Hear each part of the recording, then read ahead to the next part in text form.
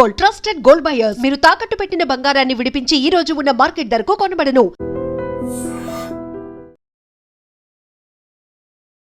నమస్తే, welcome to I dream weekend update with Kavitha.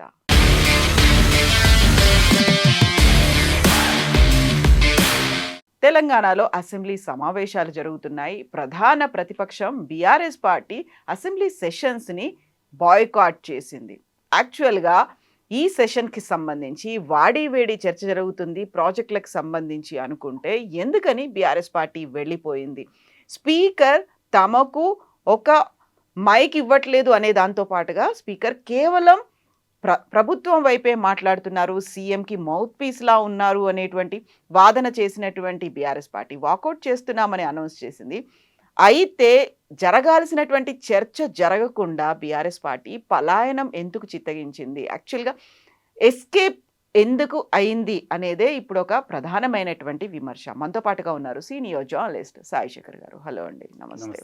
So ఒక పలాయన మంత్రం అంటారు, అస్త్ర సన్యాసం అంటారు, అలాంటిది బీఆర్ఎస్ పార్టీ అవలంబించింది అనేటువంటి మాట ఎందుకు వస్తుంది? అసలు బీఆర్ఎస్ వాళ్ళకి ప్రతిపక్షంలో ప్రధాన ప్రతిపక్షంలో ఉండే అవకాశం మొట్టమొదటిసారి వచ్చింది. మనం దాన్ని అవకాశం, వాళ్ళు కూడా దాన్ని అవకాశంగా చూడాలి, పరిస్థితిగా చూడకూడదు. బీఆర్ఎస్ అపోజిషన్లో ఉండిన సందర్భాలు, అంటే బీఆర్ఎస్ కాదు టీఆర్ఎస్ అపోజిషన్లో ఉండిన సందర్భం, మరి 2014 వరకు టీఆర్ఎస్ అపోజిషన్లో ఉండేది. 2004 నుంచి 2004 నుంచి కాంగ్రెస్తో సెయిల్ అయిన ఒక 2 years కాలం వరకు అధికార పక్షం వాళ్ళు కూడా, కొంతమంది టీఆర్ఎస్ సభ్యులు కూడా మంత్రులుగా ఉండేవారు. అలాగే హరీష్ రావు గారు ఫస్ట్ టైం మంత్రి అయ్యారు. ఆయన ముందు మంత్రి అయ్యాడు, తర్వాత ఎమ్మెల్యే అయ్యాడు సిద్దిపేట కాన్స్టిట్యున్సీ నుంచి. చంద్రశేఖరరావు గారు రిజైన్ చేసిన తర్వాత ఆయన ఎంపీ సీట్ ఉంచుకున్నారు. అందుకని ఈయనకు అక్కడ బై ఎలక్షన్ వచ్చి ఈయన ఎమ్మెల్యేగా గెలిచారు. సో ఆ తర్వాత వాళ్ళు కాంగ్రెస్ తెలంగాణ ఇవ్వటం లేదనే ప్రాసెస్లో విభేదించి అనేక సార్లు ఎమ్మెల్యేలు రిజైన్ చేయటం, కేసీఆర్ గారు రిజైన్ చేయటం, బై ఎలక్షన్లకు వెళ్ళడం, గెలవడం, ఓడిపోవడం అన్నీ అయ్యాయి. ఈ ప్రాసెస్ అంతా అయిన తర్వాత అప్పుడు వాళ్ళకి ప్రతిపక్షంలో ఉండడం తెలుసును. కానీ 2014 నుంచి అధికారంలోకి వచ్చిన తర్వాత 63 సీట్లతో అధికారంలోకి వచ్చారు. కొంతకాలానికి కొంతమంది ఎమ్మెల్యేలు అటు నుంచి ఇటు మారారు, కాంగ్రెస్ నుంచి, తెలుగుదేశం నుంచి అందరూ ఇటు మారారు. మారిన తర్వాత వీళ్ళ నెంబర్ పెరిగింది, ప్రభుత్వం నడుపుతున్నారు. 5 సంవత్సరాలు నడిపారు. ఒక 6 నెలలు ముందుగా ఎలక్షన్స్ అడ్వాన్స్ చేసుకోగలిగారు, నిర్వహించుకున్నారు. ఎక్కువ రెన్యూడ్ మెజారిటీతో మళ్ళీ అధికారంలోకి వచ్చారు. మొత్తానికి 10 సంవత్సరాలు, ఫస్ట్ 2 terms అయిపోయిన తర్వాత వాళ్ళకు ప్రతిపక్షంలో 39 గెలిచి ప్రతిపక్షంలో కూర్చోబెట్టారు ప్రజలు. అంటే ప్రధాన ప్రతిపక్ష బాధ్యత బీఆర్ఎస్కి అప్పచెప్పారు. రూల్ చేయమని కాంగ్రెస్కి ఎలా అయితే అవకాశం ఇచ్చారో ప్రధాన ప్రతిపక్ష పాత్ర బీఆర్ఎస్కి ఇచ్చారు. సరే, కేసీఆర్ మాత్రమే రేవంత్ రెడ్డి గారు వాడి 10 మందిని అటువైపు లాక్కున్నారు. సరే, ఇప్పుడు రాజ్యాంగపరమైనటువంటి అభ్యంతరాలు, ఫిరాయింపుల వ్యతిరేక చట్టం, వీటన్నిటి దృష్ట్యా కొంతమంది మేము బీఆర్ఎస్తోనే ఉన్నామని, మేము బీఆర్ఎస్ ఎమ్మెల్యేలని చెప్తూ they are singing paeans to the Congress government. అదో పక్కన ఉంచండి. ప్రతిపక్షంలో ఉన్న దగ్గర నుంచి కేసీఆర్ గారు అసెంబ్లీకి రావడం మానేశారు. ఏదో ఒక సందర్భంలో రోజు బడ్జెట్ ప్రవేశపెట్టిన రోజు వచ్చి కాసేపు కూర్చొని వెళ్ళడం, అంతకుముందు ఒకసారి ప్రమాణ స్వీకారం చేయడానికి రావడం, మొన్న ఎప్పుడో రోజు రావడం, అటెండెన్స్ కోసం రావడం తప్ప, ఆయన కేసీఆర్ గారు అసెంబ్లీకి వచ్చేస్తున్నారు, వచ్చి బ్రహ్మాండంగా మాట్లాడేస్తారు అని చెప్పి బీఆర్ఎస్ సోషల్ మీడియా ఓదర కొట్టేసింది. కొట్టేసిన తర్వాత ఆయన వచ్చి ఒక మొత్తం 5-6 నిమిషాలు ఉన్నారేమో, కొంతమంది 3 నిమిషాలు ఉన్నారు, కొంతమంది 7 నిమిషాలు ఉన్నారు, మొత్తానికి 10 నిమిషాల లోపు వెళ్ళిపోయారు అసెంబ్లీ నుంచి. ఇక్కడ అనేక పదవులు నిర్వహించిన మనిషి కేసీఆర్. ఎమ్మెల్యేగా ఉండెను, మంత్రిగా ఉండెను, డిప్యూటీ స్పీకర్గా ఉండెను, కేంద్ర మంత్రిగా ఉండెను, ముఖ్యమంత్రిగా ఉండెను. ఇంత పొలిటికల్ ఎక్స్పీరియన్స్ ఉన్న లీడర్స్ చాలా తక్కువ మంది ఉంటారు దేశంలో. అట్లాంటిది అతను ప్రధాన ప్రతిపక్ష నాయకుడు అనేది కూడా ఒక ఉద్యోగమే, ఒక బాధ్యత. ఎస్పెషల్లీ అసెంబ్లీ సెషన్లో, whenever assembly is in session, major opposition party is plays the lead role. మీకు అర్థమైందా? ఆ లీడ్ రోల్ నుంచే వాళ్ళు నెక్స్ట్ పొజిషన్కి వెళ్తారు మళ్ళీ అధికారులకు. ఇప్పుడు ఫర్ ఎగ్జాంపుల్ మీరు ఆంధ్రప్రదేశ్ కంబైన్ అన్డివైడెడ్ ఆంధ్రప్రదేశ్ రాజకీయం తీసుకోండి. 99 ఎలక్షన్స్లో డెఫినెట్గా గెలిచిపోతాను అనుకున్నాడు రాజశేఖర రెడ్డి గారు. గెలవాల, ప్రధాన ప్రతిపక్ష నాయకుడు అయ్యాడు ఆయన. ఆ 5 ఏళ్ళు ఆ ప్రతిపక్షాన్ని సమర్థంగా నిర్వహించడం వల్ల, ప్రతిపక్షంకి అవకాశం వచ్చినప్పుడల్లా ప్రతిపక్ష నాయకుడిగా ఆయన మాట్లాడుతుండడం వల్ల, ముఖ్యమంత్రి గారు ఎంతసేపు మాట్లాడతారో అట్లీస్ట్ దాంట్లో సగం టైం అయినా ఆయన మాడుతుండేవాడు. అంటే అధికార పక్షానికి ఎక్కువ సమయం దొరుకుతుంది, బికాజ్ స్పీకర్ అధికార పక్షం నుంచి ఉంటారు కాబట్టి. సో బ్యాలెన్స్డ్గా స్పీకర్ ఎప్పుడు ప్రతిపక్షం వాళ్ళకి అవకాశం ఇచ్చడం అనేది అవ్వదు, అది సాధ్యం కూడా కాదు. అంచేత అప్పుడు ఆయన అక్కడి నుంచి ఎక్కడికి వచ్చారు, ముఖ్యమంత్రి అయ్యాడు కదా. ఆయన ఒక పార్టీ అధినేతగా ఎమ్మెల్యేలకు, కార్యకర్తలకు, నాయకులకి అందరికీ ఆదేశాలు ఇస్తున్నారు. ఆయన ఏం చెప్తున్నాడో అదే వీళ్ళందరూ చేస్తున్నారు. అక్కడ ఆయన అబ్సెన్స్ అనేది ఫీల్ అవ్వడానికి లేదు అనేది కదా బీఆర్ఎస్ చెప్తోంది. ముఖ్యమంత్రి గారు ఏమంటున్నాడు, అయ్యా కేసీఆర్ గారు మీరు అసెంబ్లీకి రండి, వచ్చి మీ అనుభవాన్ని మాకు పంచండి, మీ గౌరవానికి భంగం రాకుండా మేము చూస్తామని. వీళ్ళు ఏదో ముఖ్యమంత్రి గారు బయట పబ్లిక్ మీటింగ్లో మాట్లాడిన మాటలు, ఏదో ప్రజెంటేషన్లో మాట్లాడిన మాటలు తీసుకొని మీరు గౌరవానికి భంగం కలిగించకుండా ఉంటాం అంటున్నారు. కానీ అలాగా మీ మాటలు లేవు, మీరు చాలా పరుషంగా మాట్లాడుతున్నారు, ఏదో మినోరు ఫినాయిల్ పెట్టి కడగాలి ఇలాంటివి కూడా మాట్లాడారు వీళ్ళు. ఆయన ఆవేశం కూడా కొంచెం లిమిట్ దాటి ముందుకు వెళ్ళిందని అంటే అనుకోవచ్చు. కానీ that is how the politics are now. దానికి ఒక వ్యక్తిగతంగా రేవంత్ రెడ్డి గారిని తప్పు పట్టాల్సిన అవసరం లేదు. ఇప్పుడు రేవంత్ రెడ్డిని బీఆర్ఎస్ సోషల్ మీడియాలో కొన్ని హ్యాండిల్స్ ఇష్టం వచ్చినట్టు తిట్టి, ఆ వీడియోస్ ఎవరో తిట్టారో తిట్టించారో పట్టుకొచ్చి వేస్తుండేవాళ్ళు ట్విట్టర్లోని. కాంగ్రెస్ నుంచి ఎవరు దానికి రిపార్టీ ఇవ్వలేదు. ఇవన్నీ వైరల్ అయిపోతూ ఉండేవి ఈ తిట్లన్నీ. వీటన్నిటికీ ఆయన ఒక్కటి సమాధానం చెప్పాడు అనుకో, అది వీటన్నింటినీ ఇవన్నీ కొట్టుకుపోతాయి ఆ ఒక్క దాంట్లోనే. సో అది అతని స్ట్రాటజీ అయి ఉండొచ్చు. So leave it there. అసెంబ్లీలో కనుక ఆయన ప్రతిపక్ష నాయకుడిని ఆయన ఎదురుకుండా కూర్చొని ఉన్నప్పుడు ఆయన మిగతా వాళ్ళందరూ ఆయన్ని గేలి చేయటమో ఏదైనా చేస్తే, అలాంటివి చేయకుండా చూస్తాం, మీ గౌరవానికి భంగం లేకుండా చూస్తామని ఈయన హామీ ఇచ్చాడు కూడా. ఆయన వచ్చి కూర్చుంటే గౌరవిస్తారు. ఆయన ఫస్ట్ డే నాడు వచ్చి కూర్చున్నాడు మొన్న సెషన్లో. కూర్చోగానే ఆయన ముందే వచ్చాడు, అందరికంటే ముందేను. ఆ తర్వాత ముఖ్యమంత్రి గారు సభలోకి వచ్చారు. వచ్చినాగానే వెళ్ళి అతని సీట్లో కూర్చోలేదే, ఈ vent straight to the leader of the opposition. ఆయనకి ఆ గౌరవం చూపించారు, నమస్కారం పెట్టారు, పలకరించారు, వచ్చి కూర్చున్నారు. కాకుంటే ఆ గౌరవం ఇచ్చింది కూడా సాత్కూన్ మాఫ్ అన్నట్టుగా ఎలా అవుతుంది? బయట అన్ని రకాల బండబూతులు తిట్టి లోపలికి వచ్చి దండం పెడితే ఏం సరిపోతుంది? ఎదురుపడినప్పుడు మర్యాదగా ప్రవర్తించడం అనేది ఒక కర్టసీ అండి. సో ఆ సభా మర్యాద ఆయన పాటించాడు. బట్ బీఆర్ఎస్ దాన్ని పెద్దగా కన్సిడర్ చేయట్లేదు. అసలు బీఆర్ఎస్ దాన్ని కన్సిడర్ చేస్తుందని భ్రమలో ఆయన లేడు, అలా కాదు. బట్ ఆయన సభా సంప్రదాయం పాటించి వెళ్ళి ఆయనకు నమస్కారం పెట్టాడు. కేసీఆర్ హౌస్లో కూర్చొని ఇప్పుడు వీళ్ళు ఏవో చెప్తున్నారు కదా, రకరకాల అంశాలు చెప్తున్నారు కదా. కాళేశ్వరం ప్రాజెక్టు గురించి మాట్లాడారు, పాలమూరు రంగారెడ్డి గురించి ఇప్పుడు చర్చ జరుగుతోంది. ఆ తర్వాత అంతకుముందు వైట్ పేపర్స్ ప్రజెంట్ చేశారు, బడ్జెట్ గురించి మాట్లాడారు, యూరియా ఉంది సార్, ఇప్పుడు యూరియా ఉంది. అంతకుముందు అసెంబ్లీ ఫామ్ అవ్వగానే భట్టి గారు ఆర్థిక వ్యవస్థ మీద, ఎలక్ట్రిసిటీ మీద, ఉత్తమ్ గారు ఇరిగేషన్ మీద వైట్ పేపర్లు ఇచ్చారు కదా. ఇచ్చినప్పుడు దాన్ని హరీష్ రావు గారు మాట్లాడుతున్నారు. హరీష్ రావు ఇప్పుడు వీళ్ళ టార్గెట్ అంతా హరీష్ రావే, ఫైనాన్స్ మినిస్టర్ హరీష్ రావే, తర్వాత ఇరిగేషన్ మినిస్టర్ హరీష్ రావే. తర్వాత రెండో టర్మ్లో హరీష్ రావు గారికి ఉద్యోగం ఇవ్వలేదు, ముఖ్యమంత్రి గారే చేసినప్పుడు అతను మాట్లాడాలి కదా.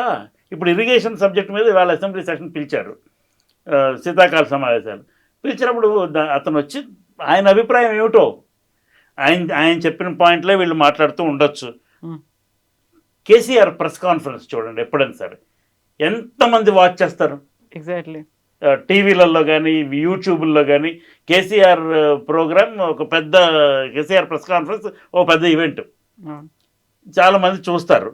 ఆయన పెద్దగా ఆయన చెప్పదలుచుకుంది చాలా సబ్జెక్టులు, అనేక సబ్జెక్టులు, బొకే ఆఫ్ సబ్జెక్ట్స్ తీసుకొని చాలాసేపు 2-2.5 గంటల సేపు చెప్తాడు ఆయన. మీకు ఇంతకుముందు చెప్పాను నేను మీ ఇంటర్వ్యూలోనే, ఒక కేసీఆర్ ప్రెస్ కాన్ఫరెన్స్ కవర్ చేయడానికి ఒక రిపోర్టర్ సరిపోడు, 10 మందిని పెట్టుకోవాలి. ఇక్కడ ఒక్కొక్క సబ్జెక్ట్ మాట్లాడతారు ఆయన. తర్వాత క్వశ్చన్ ఆన్సర్ సెషన్స్కి అవకాశం ఇచ్చినప్పుడు ఆయనకు అనుకూలంగా ఉన్న క్వశ్చన్స్ అయితే ఒకటో రెండో సమాధానాలు తీసుకొని వాటికి కొంచెం లాంగ్ రిప్లైస్ ఇస్తారు. ఆయనకి క్వశ్చన్ అనుకూలంగా లేకపోతే KCR has the bad habit of ridiculing the reporter. టక్కన అతన్ని వ్యక్తిగతంగా అటాక్ చేస్తారు. చేస్తే వాళ్ళు చిన్నపుచ్చుకుంటారు. అందుకని చాలామంది అడగడానికి సాహసం చేయరు. రేవంత్ రెడ్డి ప్రెస్ కాన్ఫరెన్స్ అట్లా ఉండదే, నువ్వు అవడువే అని అట్లా అడగడు. ఆయన అడిగిన ప్రశ్నకు సమాధానం చెప్తాడు. ఫస్ట్ రేవంత్ రెడ్డి గారు పెట్టిన మొట్టమొదటి ముఖ్యమంత్రిగా ఈ ప్రెస్ కాన్ఫరెన్స్ పెడితే సెక్రటేరియట్లో 300 మంది విలేకరులు హాజరయ్యారు. నేను కూడా ఉన్నాను దాంట్లో. ఒక ఆయన ఏదో అడిగారు, అడిగితే నువ్వే పత్రిక అని అడిగారు. ఆయన ఆ క్వశ్చన్ బట్టి నమస్తే తెలంగాణ, మీకు తప్పదులే నేను అర్థం చేసుకోగలను అన్నారు. అంతేగాని అతన్ని తొలగించలేదు, అతన్ని అవమానించలేదు. నువ్వేం ఏం చేయమంటావు అయితే అట్లా అడగలేదు. సో కేసీఆర్ స్టైల్ అది. వాటెవర్ అసెంబ్లీలోకి వచ్చి ఆయన తన అభిప్రాయాన్ని స్పష్టంగా చెప్తే దాన్ని కౌంటర్ చేసేవాళ్ళు ప్రభుత్వ పక్షంలో ఉంటారు కదా, దానికి కౌంటర్ ఆర్గ్యుమెంట్ వినొచ్చు కదా. ఆ అవకాశం లేకుండా ఆయన అసెంబ్లీకే వెళ్ళరు. ఆయన ప్రధాన ప్రతిపక్ష నాయకుడిగా ఆయన బాధ్యత ఆయన నిర్వహించడం లేదు. ఇప్పుడు హరీష్ రావు గారు మాట్లాడుతున్నారుగా, కేటీఆర్ గారు మాట్లాడుతున్నారుగా వాళ్ళ సబ్జెక్టులు వచ్చినప్పుడు. మరి వీరికి ఏమైంది? వారికి డైరెక్షన్స్ ఇస్తుండొచ్చమ్మా. ఆయనే స్వయంగా సభ్యుడు కదా శాసనసభలో, ప్రధాన ప్రతిపక్ష నాయకుడు కదా, ఆయనకు క్యాబినెట్ హోదా ఉంది కదా. ఉన్నప్పుడు ఆయన ఎందుకు మాట్లాడరు? ఆయన ఆ డ్యూటీ విస్మరించారు. ఇది ఒకటి. రెండోది, వీళ్ళు పలాయన మంత్రం స్వీకరించారన్న అభిప్రాయం ఏర్పడింది. ముఖ్యమంత్రి రండి రండి రండి అసెంబ్లీకి రండి, అసెంబ్లీ పెడుతున్నా అసెంబ్లీకి రండి, వీళ్ళు అసెంబ్లీ 25 రోజులు నిర్వహించాలి, 15 రోజులు నిర్వహించాలి అని అంటూ నిర్వహిస్తున్నప్పుడు వదిలి వెళ్ళిపోవడం ఏంటి?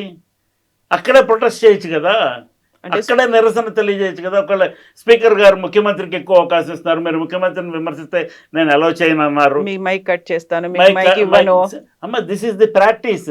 అసలు బీఆర్ఎస్ వాళ్ళు ప్రభుత్వంలోకి వచ్చిన తర్వాత గట్టి అపోజిషన్ ఎక్కడుంది? ఎప్పుడూ లేదు. ఉన్న అపోజిషన్ వీళ్ళు లాగేసుకున్నారు. ఎప్పుడు ఫస్ట్ టైము 63 మంది ఉండేది కాస్త 80 మంది 90 మంది అయ్యారు. రెండోసారి 88 మంది కాస్త 102 మంది అయ్యారు. అక్కడి నుంచి వచ్చారు కదా. సబితా ఇంద్రారెడ్డి గారు ఆవిడ కాంగ్రెస్ ఎమ్మెల్యేగా గెలిచారు మహేశ్వరం నుంచి. వారు ఇక్కడ బీఆర్ఎస్ నుంచి మంత్రి అయిపోయారు. అక్కడ మంత్రిగా ఉన్నారు కదా. ఎక్కడ? కాంగ్రెస్ లో కూడా మంత్రిగా ఉన్నారు కదా. అంతకు ముందర హోమ్ మినిస్టర్ ముందర, అంటే 2014 ముందర. ఎగ్జాక్ట్లీ. శ్రీనివాస్ యాదవ్ గారు ఫస్ట్ టైం ఎమ్మెల్యే అయిన తర్వాత సంతనగర్ నుంచి తెలుగుదేశం ఎమ్మెల్యే గెలిచాడు. ఆయన అక్కడి నుంచి కాంగ్రెస్లో బీఆర్ఎస్లో జాయిన్ అయ్యారు. జాయిన్ అయితే ఇక్కడ మంత్రి అయ్యాడు. సో అట్లీస్ట్ రేవంత్ రెడ్డి తీసుకున్న 10 మందిని మంత్రులు చేయలే. మీరు గమనించండి ఈ తేడాన్ని. అప్పుడు ప్రతిపక్షమే లేదు. అంటే కేసీఆర్ గారు గంటల కొద్దీ మాట్లాడేవాళ్ళు. అప్పుడేమన్నా బట్టి విక్రమార్కకి ఏమైనా పవర్ పాయింట్ ప్రజెంటేషన్కి అవకాశం ఇచ్చారా? ఈయన కాళేశ్వరం గురించి పవర్ పాయింట్ ప్రజెంటేషన్ ఇచ్చి 4-5 గంటలు మాట్లాడారుగా. ఇట్ వాజ్ ఒకటి. కేసీఆర్ అసెంబ్లీలో మాట్లాడితే లేక ప్రెస్ కాన్ఫరెన్స్లో మాట్లాడితే చాలామందికి వీణుల విందు, వింటారు అందరు. ఆ అభిప్రాయంతో ఏకీభవిస్తారో వ్యతిరేకిస్తారో ఇది డిఫరెంట్ స్టోరీ. వింటారు, అర్థం చేసుకోవడానికి ప్రయత్నం చేస్తాను. ఎందుకంటే ఈజ్ అ గ్రేట్ ఆరేటర్, చక్కగా చెప్తాడు. ఆ స్కిల్ ఇతనికి కూడా వచ్చింది. అంటే కేసీఆర్ ఏదో సాహిత్యం ఇలాంటివన్నీ కలిపి మాట్లాడతారు, తీసుకొస్తారు. బట్ రేవంత్ రెడ్డి గారు కూడా ఫ్యాక్చువల్గా మంచిగా ఎక్కడ ఫ్లో ఆగిపోకుండా మాట్లాడతాడు. సో వాళ్ళు ఏం చెప్తున్నారో విని అసలు ఫస్ట్ ఓపెనింగ్ షాట్ నువ్వు నేను మాట్లాడదాం అనుకుంటున్నా అంటే అట్లా ప్రభుత్వం తన స్టాండ్ ఏంటో చెప్పిన తర్వాత దాన్ని పూర్తిగా విని అర్థం చేసుకొని దెన్ నీకు ఏదైనా అభ్యంతరం ఉంటే అప్పుడు నీకు అవకాశం వచ్చినప్పుడు, లేకపోతే అవకాశం తీసుకొని దాన్ని డిమాండ్ చేసి, అప్పుడు కూడా వీళ్ళు డైరెక్ట్గా విమర్శకు దిగకుండా ఆ పాయింట్స్ని ఖండించుకుంటూ మాట్లాడుతూ అప్పుడు మధ్యలో ఏదైనా విమర్శ కూరితే స్పీచ్లో అప్పుడు పబ్లిక్ విల్ బి కన్విన్స్డ్. వీళ్ళు అసెంబ్లీని బాయ్కాట్ చేసి వెళ్ళిపోయారు. ఒకవేళ అదే కనుక ప్రభుత్వ పక్షం తీర్మానం చేసి వీళ్ళందరినీ అసెంబ్లీ నుంచి సస్పెండ్ చేస్తే అదో పెద్ద ఇష్యూ. వాళ్ళు సస్పెండ్ చేసే అవకాశం కూడా ఇవ్వలేదు. వీళ్ళు బయటకు వెళ్ళిపోయారు. ఇలా అంత ఫేస్ ఆఫ్ ఇట్ ఎలా అయిపోయారు అవుతుంది. కేటీఆర్ గారు లేరు, కేసీఆర్ గారు లేరు, సరే కవిత గారు బయటకు వెళ్ళిపోయారు. వెళ్ళిపోయిన తర్వాత హరీష్ రావు నిర్ణయం తీసుకొని అసెంబ్లీ బాయ్కట్ చేద్దామని నిర్ణయం తీసుకున్నారు యూనిలేటరల్గా అనేది ఒక అభిప్రాయం.